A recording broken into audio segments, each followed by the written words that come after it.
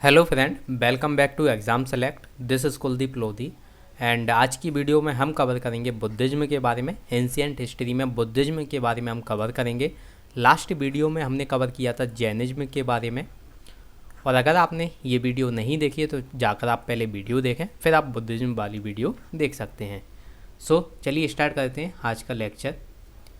Causes of origin. जो causes आपको Jainism में देखने को मिले थे, जैनिज्म में जो कॉजेज थे सेम टू सेम आपको पढ़ने हैं बुद्धिज्म में। बुद्धिज्म और जैनिज्म दोनों ऑलमोस्ट एक ही टाइम पे आए थे और दोनों की कॉजेज भी ऑलमोस्ट सेम है। सेम टू सेम आपको कॉजेज पढ़ने हैं जैनिज्म के बारे में और बुद्धिज्म के बारे में। तो अब डायरेक्टली हम कवर करेंगे बुद्धिज्म। बुद्धिज्म की शुरुआत होती है सिद्धार्थ से। सिद्धार्थ जिन्हें कि बाद में गौतम बुद्ध कहा गया। गौतम बुद्ध के साथ साथ इन्हें एन लाइट ऑफ एशिया भी कहा गया। लाइट ऑफ एशिया याद रखिएगा, अगर आपसे कभी क्वेश्चन पूछा जाए कि एन लाइट ऑफ एशिया किसे कहा गया या लाइट ऑफ एशिया किसे कहा गया, तो ये कहा गया गौतम बुद्ध को। और जो गौतम है ये इनको नाम पड़ा था इनकी दाई अम्मा से। दाई अम्मा ने इन्हें पाला था, क्योंकि जो मदर थी इनकी महामाया, इनकी डेथ हो गई थी। इनको जन्म देने के बाद कुछ टाइम बाद इनकी डेथ हो गई थी, तो दाई अम्मा ने इन्हें पाला था। इनका नाम गौतमी था, तो यहाँ से इन्होंने लिया था गौतम नाम लिया था। और बुद्ध का मतलब होता है एनलाइटनमेंट। एनलाइटनमेंट यानी कि जैसे कि सब कुछ ज्ञान हो गया हो। तो यहाँ से आपको देखने को मिलेगा बुद्ध, गौतम बुद्ध, इस तरीके से इनका नाम पड़ा। इनका जो लाइफ पीरियड है वो है 563 BC से 483 BC, यानी कि ऑलमोस्ट आप देखेंगे कि 6th सेंचुरी में शुरुआत हो गई थी बुद्धिज्म की। 6th सेंचुरी में शुरुआत हुई बुद्धिज्म की, जिसमें कि सिद्धार्थ आते हैं पहले, और इनका जन्म होता है 563 BC में और डेथ हो जाती है इनकी 483 BC। 483 BC में आपको एक चीज़ और याद रखनी है कि इस डेट के आसपास आपको देखने को मिलेगी first Buddhist council. First Buddhist council देखने को मिलेगी। आगे हम कवर करेंगे कि कब ये होती है, कौन इनके जो राजा होते हैं उस टाइम पे कौन होते हैं और किन के अंडर में ये होती है, तो सारी चीज़ें हम कवर करेंगे। फिर जो सिद्धार्थ के फादर थे उनका नाम था सुधोधन, ये आपको याद रखना है। मदर का नाम था महामाया, और इनकी कुछ टाइम बाद, इनके जन्म के कुछ टाइम बाद इनकी डेथ हो गई थी इनकी माँ की। इनकी जिनसे शादी हुई थी उनका नाम था यशोधरा, और जिन्होंने इन्हें पाला था इनकी दाई अम्मा, इनका नाम था गौतमी। तो ये सारी डिटेल आपको याद रखनी है सिद्धार्थ के बारे में। सिद्धार्थ के जीवन से जुड़े, गौतम बुद्ध के जीवन से जुड़े कुछ जो इवेंट हैं वो हम देख लेते हैं, किस तरीके से इन्होंने अपने जीवन को व्यतीत किया। एज 0 को माना गया है, प्लेस दिया गया है इसे लुम्बिनी, क्योंकि यहाँ पे इनका जन्म हुआ था। किनका? गौतम बुद्ध का या सिद्धार्थ का। तो लुम्बिनी में इनका जन्म होता है, बर्थ है, ये इवेंट का नाम है बर्थ। और जो सिंबल है वो है लोटस और बुल, यानी कि यहाँ पे अगर कहीं भी आपको आर्किटेक्चर देखने को मिलेगा, अगर बुद्धिज़्म का आर्किटेक्चर देखने को मिलता है आपको कहीं भी, और आप वहाँ पे अगर देखते हैं कि लोटस या बुल बना हुआ है, लोटस का सिंबल है या बुल बना हुआ है, तो इसका मतलब है कि ये लुम्बिनी से जुड़ा हुआ है और बर्थ से जुड़ा हुआ है, गौतम बुद्ध की बर्थ से जुड़ा हुआ है। फिर जब गौतम बुद्ध 29 साल के होते हैं, 29 ईयर्स के होते हैं, तो ये लुम्बिनी प्लेस है, लेकिन यहाँ से ये डिपार्चर करते हैं, दी ग्रेट डिपार्चर, यानी कि ये निकल गए, अब महाविनिष्क्रमण के लिए निकल गए, जंगल के लिए निकल गए, क्योंकि इन्हें अब ज्ञान की प्राप्ति करनी थी, तो इसे नाम दिया गया महाविनिष्क्रमण। महाविनिष्क्रमण याद रखना है आपको, दी ग्रेट डिपार्चर नाम दिया गया महाविनिष्क्रमण। और ये इसका सिंबल देखने को मिलेगा आपको घोड़ा, यानी कि हॉर्स। हॉर्स जहाँ भी आपको देखने को मिलेगा ये सिंबलाइज करता है कि महाविनिष्क्रमण, जो कि गौतम बुद्ध के जीवन से रिलेटेड है। फिर जब ये 35 साल के होते हैं तो गया में इन्हें एनलाइटनमेंट हो जाता है, ज्ञान की प्राप्ति हो जाती है, ज्ञान की अनुभूत प्राप्ति हो जाती है, और इसे नाम दिया गया निर्वाण। निर्वाण क्योंकि इन्हें निर्वाण मिल गया। अब अगर कोई अपने जीवन में सब कुछ प्राप्त कर ले, सारा ज्ञान प्राप्त कर ले, तो उसे क्या मिल गया? निर्वाण। तो ये नाम दिया गया निर्वाण। क्यों? क्योंकि इन्हें एनलाइटनमेंट हो गया था। और इसका जो सिंबल है वो है बोधि ट्री। जहाँ भी आपको बोधि ट्री देखने को मिलेगा, मतलब कि निर्वाण का ये सिंबल है। फिर 35 साल की उम्र में ही इन्होंने फर्स्ट सरमन दिया, अपना पहला प्रवचन दिया। कहाँ पे? सारनाथ में। सारनाथ में इन्होंने फर्स्ट सरमन दिया, और इसे कहा गया धर्म चक्र परिवर्तन, यानी कि अब जो धर्म चक्र है वो चलना शुरू हो गया है, वो अब स्टार्ट हो गया है। अब यहाँ से आपको देखने को मिलेगा कि बुद्धिज्म धीरे धीरे फैलेगा, लोगों को बताया जाएगा कि बुद्धिज्म आप अपनाइए। तो इस तरीके से धर्म चक्र परिवर्तन होता है और इसका सिंबल है व्हील। अब आप कुछ टाइम बाद देखेंगे, हम पढ़ेंगे जब, कि अशोका ने एक व्हील बनवाया था। कहाँ पे?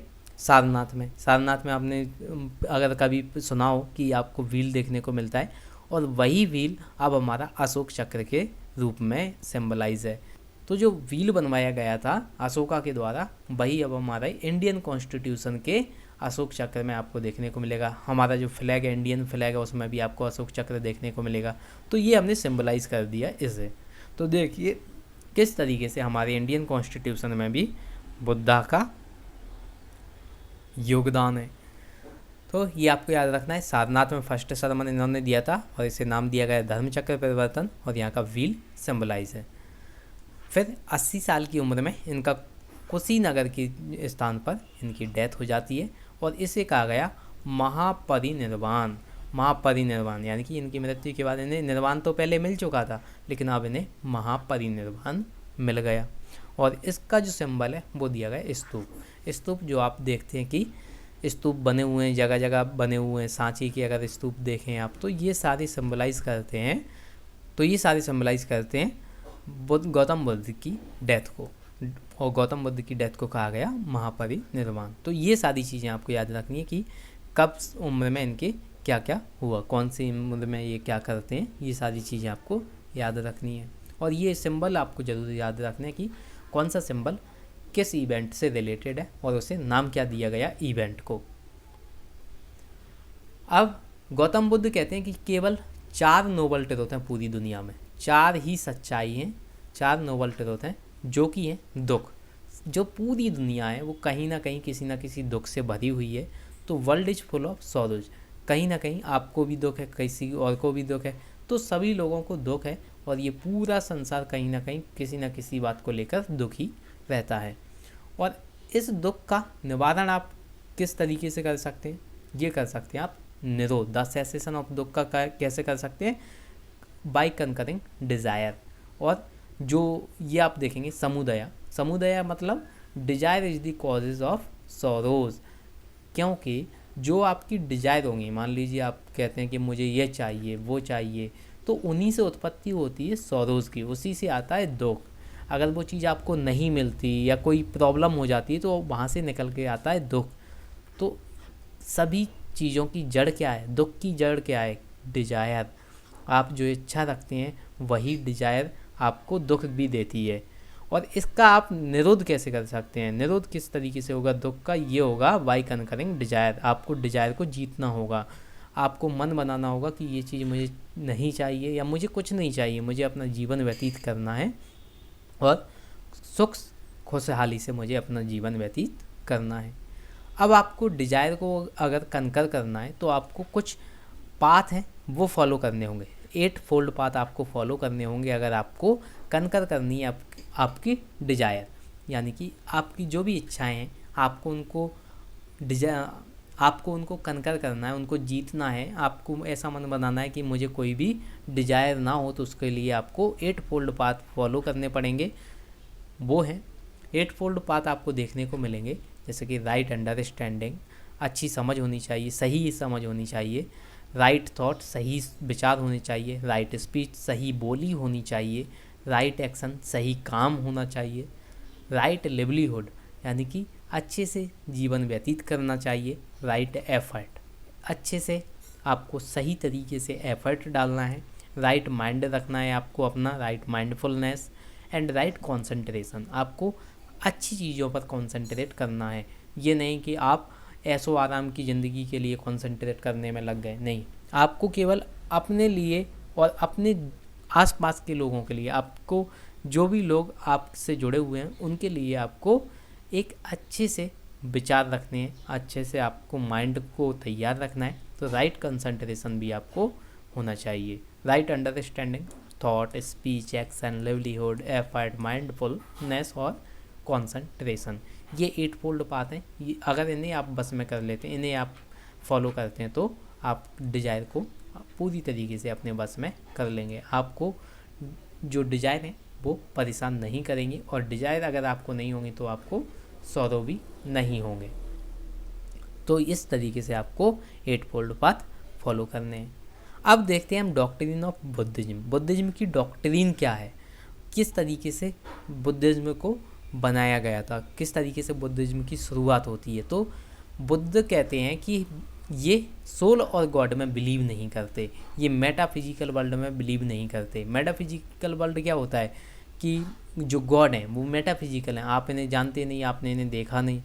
तो जो आत्मा है आपकी वो क्या है, वो मेटाफिजिकल वर्ल्ड है, यानी कि इसे आपने देखा नहीं, ना ही आपने महसूस किया। तो ये सारी चीज़ें पे ये जो बुद्धा हैं वो विश्वास नहीं करते।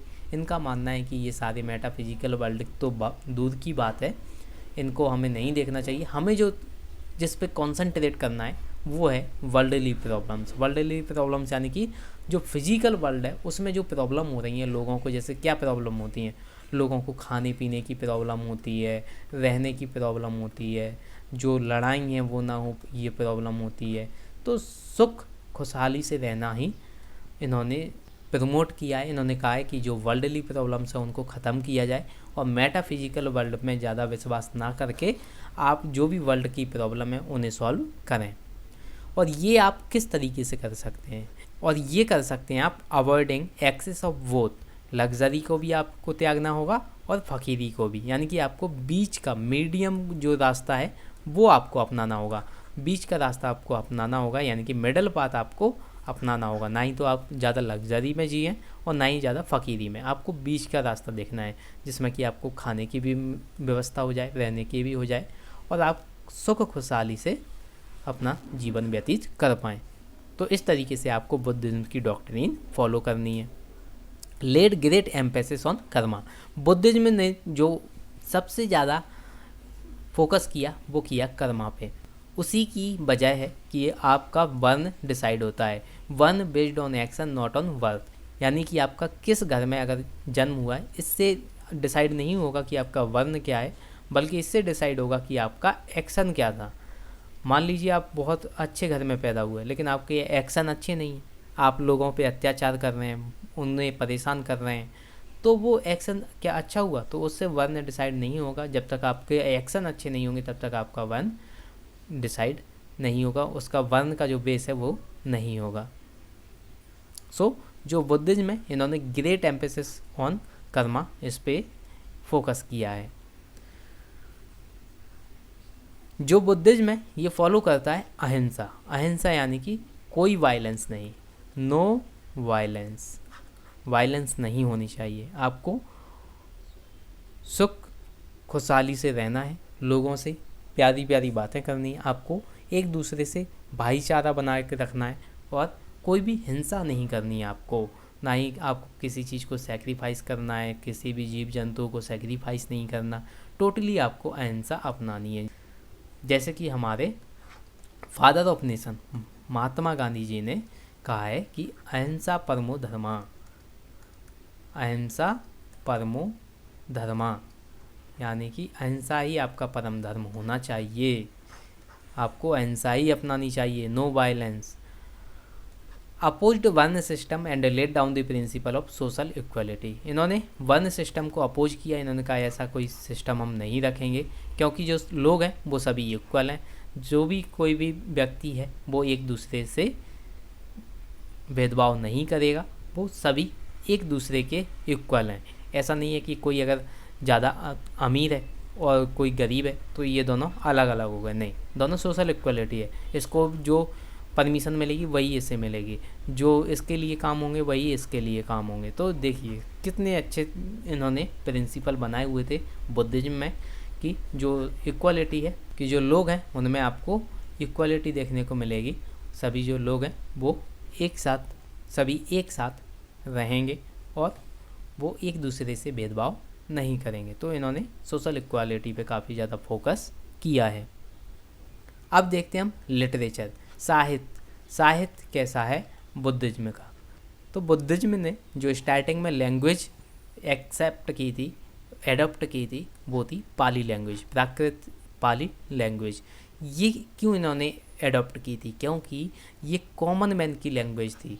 कॉमन मैन जो कि पढ़े लिखे लोग नहीं है, जो कि ब्राह्मण नहीं है, तो वो जो कॉमन लोग हैं उनको पढ़ना लिखना तो आता नहीं था, तो उनको क्या चाहिए, वो जो लैंग्वेज यूज करते हैं उन्हें अगर उस भाषा में अगर बताया जाए, उनकी भाषा में अगर उन्हें नए धर्म के बारे में अगर बताया जाए, बुद्धिज्म के बारे में अगर बताया जाएगा, तो क्या होगा, वो अच्छे से समझ पाएंगे। और इससे क्या होगा, जो बुद्धिज्म है वो काफ़ी ज़्यादा फास्ट स्पीड से स्प्रेड होगा। जो बुद्धिज्म है वो काफ़ी ज़्यादा आगे बढ़ा इसी वजह से, क्योंकि इन्होंने पाली लैंग्वेज जो कि कॉमन मैन की लैंग्वेज थी, इन्होंने इसको अडॉप्ट किया और इसी ने जो टीचिंग्स थी बुद्धिज्म की, इनको बहुत ज़्यादा बढ़ावा दिया। बहुत ज़्यादा तादाद में लोगों ने इसे समझा और फिर धीरे धीरे बुद्धिज्म को फॉलो किया। बुद्धिज्म में हमें 3 पितक देखने को मिलते हैं, जो कि ये सुत्त पितक, विनय पितक और अभिधम्म पितक।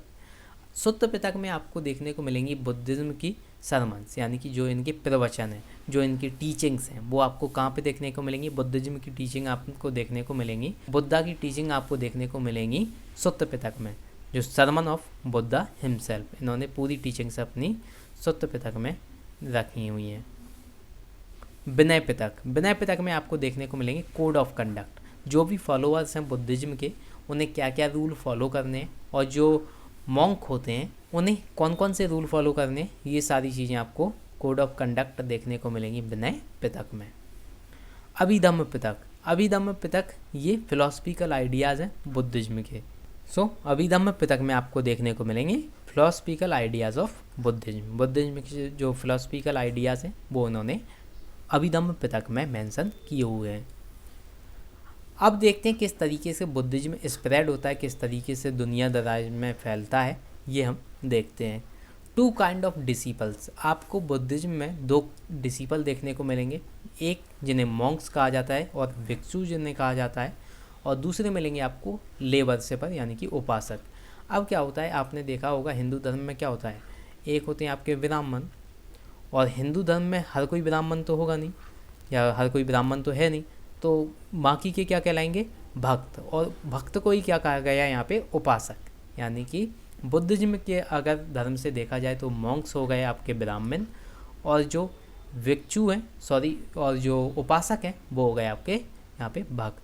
तो यहीं से आप समझ लीजिए कि जो मॉन्क हैं ये भिक्षु हैं, ये जो बुद्धिज्म की टीचिंग है उनको बताते हैं लोगों को, और जो लोग हैं वो उपासक कहलाते हैं, क्योंकि वो भी बुद्धिज्म फॉलो कर रहे हैं, लेकिन ऐसा नहीं है कि वो मॉन्क बन जाए यानी भिक्षु बन जाए। हर कोई इंसान भिक्षु नहीं बनता, तो उन्हें कहा गया कि आप वर्शिपर बन जाइए, इस धर्म में जो भी चीज़ें हो रही हैं उनके आप वर्शिपर बन जाइए, उपासक बन जाइए।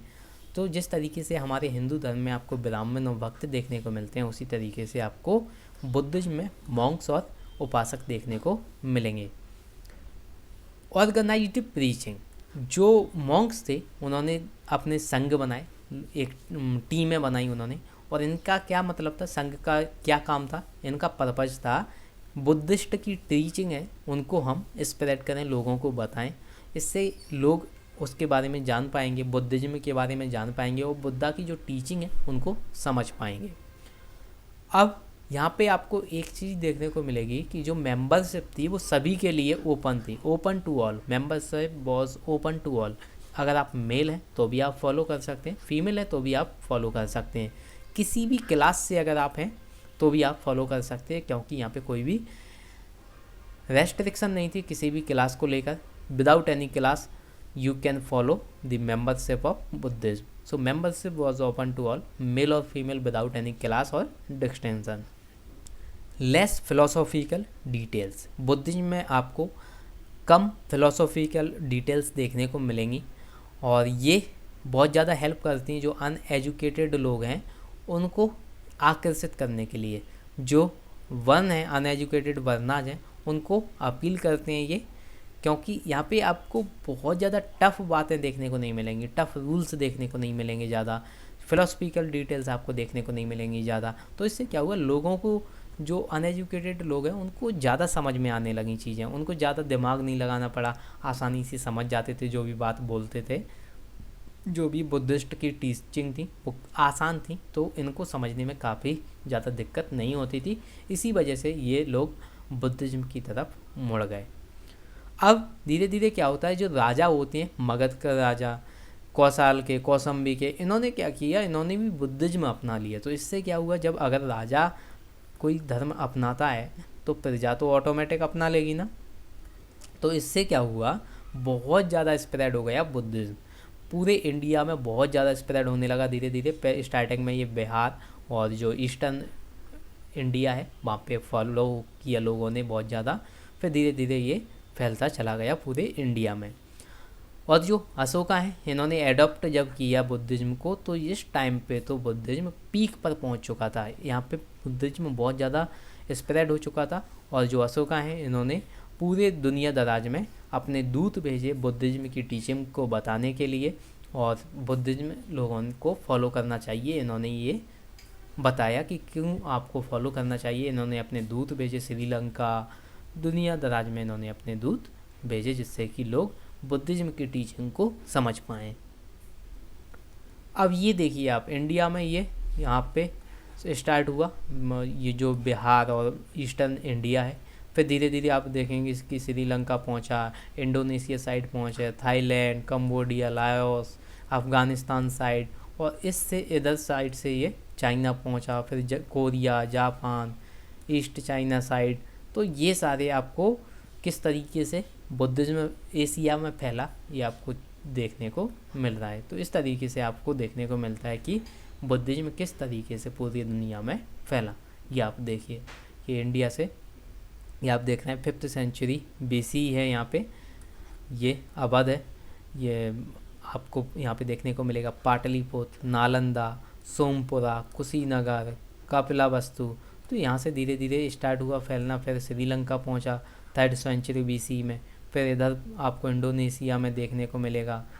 तो ये आपको देखने को मिलता है कि किस तरीके से एशिया में बुद्धिज्म पूरी तरीके से फैलता चला गया। और यहाँ पे आपको चाइना साइड, मंगोलिया साइड, यहाँ पे आपको अफ़गानिस्तान साइड, ये सारी जगह आपको बुद्धिज्म फैलता हुआ दिख रहा है। अब देखते हैं बुद्धिस्ट काउंसिल। 4 काउंसिल हुई थी बुद्धिस्ट की, और ये चारों में हमें क्या क्या देखने को मिलता है ये देखते हैं। और ये चारों काउंसिल आपको याद होनी चाहिए। आपको क्या क्या याद होना चाहिए, प्लेस याद होना चाहिए, ये इस टाइम पे किंग कौन थे और किन की चेयरमैनशिप में यहाँ पे काउंसिल की गई थी, ये सारी चीज़ें आपको याद होनी चाहिए। फर्स्ट काउंसिल जो होती है, ये होती है immediate after the death of Buddha. Buddha की मृत्यु कब होती है, 483 BC में। और इसी टाइम पे राजगृह में फर्स्ट बुद्धिस्ट काउंसिल लगाई गई, जो कि 483 BC में राजगृह में की गई। और ये जो काउंसिल थी, इसमें बुद्धा की टीचिंग बताई गई, और उनकी मृत्यु के बाद इन्हें लोगों को समझाया गया। फर्स्ट काउंसिल करवाई गई थी, अजातशत्रु राजा थे इस टाइम पे, और ये महाकश्यप की चेयरमैनशिप के अंडर में करवाई गई थी। अजातशत्रु राजा थे इस टाइम पे, और चेयरमैनशिप थी महाकश्यप जी की। तो इनकी चेयरमैनशिप में अजातशत्रु ने पहली काउंसिल करवाई थी। आनंदा कंपोज्ड सुत्त पितक, जो आनंदा थे इन्होंने सुत्त पितक को कंपोज किया था, और उपाली ने कंपोज किया था विनय पितक। अब आप बताइए मुझे सुत्त पितक किससे रिलेटेड है और विनय पितक किससे रिलेटेड है। सेकंड काउंसिल होती है बुद्धिज्म की, ये होती है वैशाली में, और ये 383 BC, ऑलमोस्ट 100 ईयर्स बाद आपको दूसरी काउंसिल देखने को मिलती है, जो कि होती है वैशाली में। इस टाइम पे जो राजा थे वो थे काल अशोक, याद रखिएगा काल अशोक। और ये जो चेयरमैनशिप थी ये थी सभा कमी की चेयरमैनशिप में काल अशोक ने सेकंड बुद्धिस्ट काउंसिल करवाई थी। और ये यहाँ पे जो मेनली काम किया गया था वो किया गया था, जो डिस्प्यूटेड पॉइंट थे, जो कि विनय पिटक में कुछ डिस्प्यूटेड पॉइंट थे और 10 डिस्प्यूटेड पॉइंट थे, उनको सुधारने के लिए ये काउंसिल की गई थी। फिर आती है थर्ड काउंसिल, जो कि की गई थी 250 BC में, और ये पाटलिपुत्र में की गई थी। पाटलिपुत्र के जो राजा थे इस टाइम पे वो थे अशोक, और ये चेयरमैनशिप थी मोगलीपुत्र तिस्सा की। मोगलीपुत्र तिस्सा की चेयरमैनशिप में अशोक ने थर्ड काउंसिल करवाई थी बुद्धिस्ट की। और इसमें जो काम किया गया था वो किया गया था कंपाइलेशन ऑफ अभिधम्म पिटक। जो अभिधम्म पिटक है उसको कंपाइल किया गया था। जो फिलोसफिकल एक्सपोजिशन थी बुद्धिज्म की, उन्हें कंपाइल किया गया था अभिधम्म पिटक में। अब लास्ट काउंसिल जो होती है, फोर्थ काउंसिल जो होती है बुद्धिस्ट की, ये होती है कुंडलवन में जो कि कश्मीर में है, और ये होती है 72 AD में। इस टाइम पे जो राजा थे वो कनिष्क राजा थे, और ये कुषाण वंश के थे। कौन से वंश के? कुषाण वंश के। और किसकी चेयरमैनशिप में ये काउंसिल हुई थी? ये हुई थी वासुमित्र की चेयरमैनशिप में ये काउंसिल हुई थी। और इस चेयरमैनशिप के बाद जो रिजल्ट निकल कर आया वो क्या हुआ कि बुद्धिज्म जो था वो 2 भागों में बट गया, पहला हिनायान और दूसरा महायान। याद रखना आप, फोर्थ काउंसिल में ऐसा हुआ था जिसका रिजल्ट आया तो क्या देखा गया कि बुद्धिज्म 2 भागों में बट गया, पहला हिनायान और दूसरा महायान। अश्व घोष ने पार्टिसिपेट किया इस काउंसिल में, और इन्होंने जो डेलीबरेशंस थे इन्होंने संस्कृत में लिखे। अब आप देखिए किस तरीके से, पहले कौन सी लैंग्वेज थी? पाली प्राकृत लैंग्वेज थी।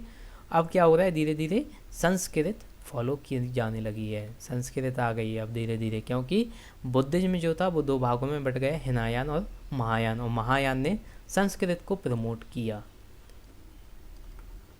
तो अब देखते हैं हम दोनों के जो सेक्ट हैं दोनों के बारे में देखते हैं, हिनायान और महायान के बारे में। जो हिनायान है ये ऑर्थोडॉक्स सेक्ट है, और जो महायान है इसने क्या किया, इम्पोर्टेड न्यू एलिमेंट्स। हिनायान कहता है कि जो भी टीचिंग्स थी बुद्धिज्म की हमें वही फॉलो करनी है, जो भी जितनी भी टीचिंग थी बुद्धिज्म की हमें वही फॉलो करनी है, क्योंकि ये एक स्मॉल सेक्ट है, ये ऑर्थोडॉक्स सेक्ट है। लेकिन महायान ने कहा कि ये बहुत बड़ा है और इसमें हम नए एलिमेंट भी ला सकते हैं, तो इन्होंने क्या किया, नए एलिमेंट ले आए, imported new elements in the Buddhism.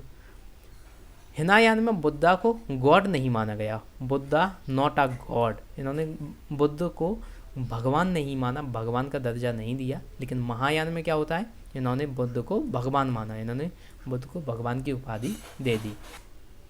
Hinayana में क्या हुआ, इन्होंने बुद्ध को एक मैन के रूप में कंसीडर किया, a man a guide who has attend निर्वाण।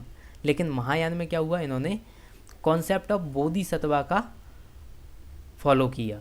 इसका क्या मतलब है कि जो बुद्ध के इनकारनेशन है, वेरियस इनकारनेशन है, उनको इन्होंने यहाँ पे फॉलो किया। यहाँ पे आइडियल वर्शिप देखने को नहीं मिलती है, हिनायान में कोई भी आइडियल वर्शिप देखने को नहीं मिलती। आइडियल वर्शिप यानी कि मूर्ति की पूजा देखने को नहीं मिलती है, लेकिन महायान में आपको आइडियल वर्शिप देखने को मिलेगी। हिनायान पाली लैंग्वेज फॉलो करता है, जबकि महायान संस्कृत लैंग्वेज फॉलो करता है। पाली लैंग्वेज किसकी भाषा थी, कॉमन लोग की। इससे क्या होता था, लोगों को आसानी से समझ में आ जाती थी कि जो टीचिंग्स हैं बुद्धा की वो क्या क्या हैं, तो वो आसानी से इसकी तरफ आकर्षित हो जाते थे, इसकी तरफ चले जाते थे। लेकिन अब क्या हुआ, धीरे धीरे संस्कृत महायान ने अडॉप्ट की तो लोगों को समझ में नहीं आने लगी है, बाद में जो कॉमन पीपल है उनको दिक्कत होने लगी इनकी टीचिंग्स को समझने में। अब देखते हैं हम कि किस तरीके से बुद्धिज्म डिक्लाइन होता है इंडिया में। इंडिया में किस तरीके से बुद्धिज्म धीरे धीरे डिक्लाइन होता जाता है ये हम देखते हैं। अब जो मेन रीज़न है बुद्धिज्म का डिक्लाइन होने का ये है रिवाइवल ऑफ ब्राह्मणिज्म। स्टार्टिंग में क्या होता था, पहले बहुत ज़्यादा सेक्रीफाइस हो रहा था, यज्ञ कर रहे थे जो, तो उनमें भी सेक्रीफाइस बहुत ज़्यादा होता था, एनिमल्स का सेक्रीफाइस होता था। तो धीरे धीरे क्या हुए, लोगों ने इसका विरोध किया कि ये सेक्रीफाइस कुछ ज़्यादा ही हो रहे हैं, तो उन्होंने धीरे धीरे जो भी मूवमेंट थे वो चले। तो इससे क्या हुआ ब्राह्मणिज्म ने ये सारे सेक्रीफाइस रोक दिए धीरे धीरे, और इससे क्या हुआ, रीफॉर्मेशन होता है हिंदुज़म में रीफॉर्मेशन देखने को मिलता है, रिवाइवल होता है हिंदू धर्म का फिर से। और जो यूज है संस्कृत का ये आपको देखने को मिलता है फोर्थ बुद्धिस्ट काउंसिल से, जो कि बुद्धिज्म ने एडॉप्ट कर लिया था, जो कि आपको देखने को मिलेगा महायान में। और ये कहाँ पे होता है, फोर्थ बुद्धिस्ट काउंसिल के बाद ये आपको देखने को मिलता है कि जो पाली लैंग्वेज से अब जो लैंग्वेज थी वो बदल गई थी, वो हो गई थी अब संस्कृत। तो ये अब कॉमन लोगों को काफ़ी ज़्यादा तकलीफ़ दे रही थी, क्योंकि उनको समझ में नहीं आती थी बातें, जो भी टीचिंग्स हैं बुद्धिज्म की वो समझ में नहीं आती थी। फिर अगला रीजन है पुष्यमित्र संघ। इन्होंने क्या किया, बुद्धिस्ट जो थे उनको इन्होंने परसिक्यूट करना शुरू कर दिया, उनको इन्होंने मारना शुरू कर दिया। ये कब होता है, 2nd BCE में। फिर अगला पॉइंट है, जो महायान है उसकी बर्थ के बाद क्या होता है, आइडल वर्शिप शुरू हो गई। आइडल वर्शिप शुरू हो गई तो क्या हुआ, ह्यूज ऑफरिंग होने लगी, डोनेशन होने लगा, लोग बहुत ज़्यादा डोनेट करने लगे चीज़ें। जो कि कॉमन लोगों के लिए काफ़ी ज़्यादा बड़ी प्रॉब्लम हो गई, क्योंकि क्या हुआ, अब बहुत ज़्यादा ऑफरिंग होने लगी, डोनेशन होने लगे, यहाँ पे सेक्रीफाइस भी होने लगे बहुत ज़्यादा। तो इसकी वजह से डिटोरिएशन होता है, जो कि मोरल स्टैंडर्ड थे बुद्धिज़्म की, जो मोरल स्टैंडर्ड थे, जो कि उनकी पहले की टीचिंग थी, जब वो कहते थे कि कोई भी आइडल वर्शिप नहीं होनी चाहिए, ज़्यादा से ज़्यादा आपको क्या करना है, मिडिल पाथ अपनाना है, ना ही आपको लग्जरी में जीना है, ना ही आपको फ़कीरी में जीना है, और आपको डोनेशन नहीं देना है। तो ये सारी चीज़ें अब धीरे धीरे ख़त्म होने लगी। तो इसकी वजह से क्या हुआ, बुद्धिज़्म भी कम होने लगा। फिर जो आखिरी पॉइंट माना गया कि इसकी वजह से भी बुद्धिज़्म में डिक्लाइन होता है, वो है अटैक्स ऑफ हुनास। हुनाई एक सेंट्रल ट्राइब थी, सेंट्रल एशिया की ये ट्राइब थी, और ऑलमोस्ट 500 to 600 AD में इन्होंने अटैक किया, और नालंदा वगैरह जो भी इंस्टीट्यूट थे बिहार साइड, इन्होंने बहुत ज़्यादा अटैक किए। और अटैक्स ऑफ टर्किश इन्वेडर्स जो कि 1200 AD के आसपास होते हैं, इन्होंने जो बुद्धिस्ट मोनेस्ट्रीज थी उनको डिस्ट्रॉय कर दिया। तो इसकी वजह से भी बुद्धिज़्म का डिक्लाइन हो जाता है। तो धीरे धीरे फिर क्या हुआ, इंडिया से ऑलमोस्ट बुद्धिज़्म पूरी तरीके से ख़त्म हो गया। और अब तो आपको बहुत ही कम देखने को मिलेगा बुद्धिज़्म, कहीं आपको लोग मिल जाएं तो मिल जाएं, अन्यथा आपको इंडिया में बुद्धिज़्म देखने को नहीं मिलेगा बहुत ज़्यादा तादाद में। सो या that's all in this video. Thank you very much.